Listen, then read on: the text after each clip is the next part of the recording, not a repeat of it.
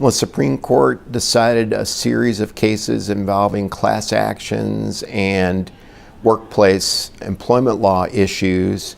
By and large, if one was keeping a scorecard, employers virtually won all but one case.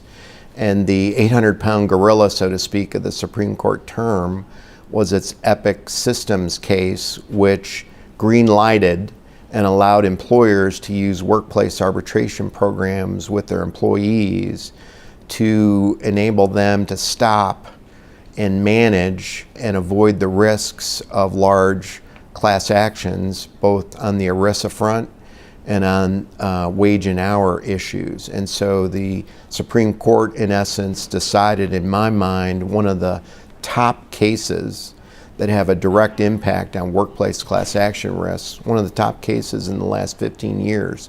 The only other case that comes to mind of that ilk is the Walmart v. Dukes decision.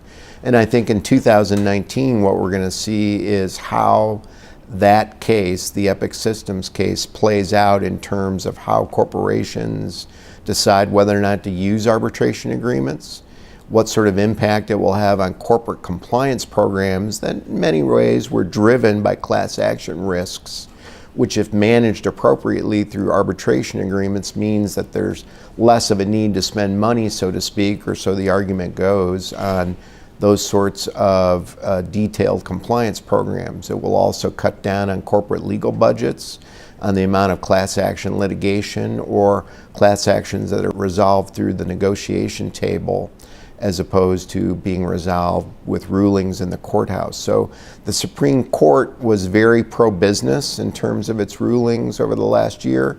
I expect that to continue in 2019, but because of the age of certain justices, there's the issue of will there be more replacements and a change in the composition of the court. There are more class arbitration issues and workplace issues that will be decided in 2019. If one were going to keep a scorecard and make a prognostication, I think it would be that employers will continue to do pretty well at the Supreme Court level. The court will continue to be fractured, and you'll have majority and minority opinions as opposed to unanimous decisions.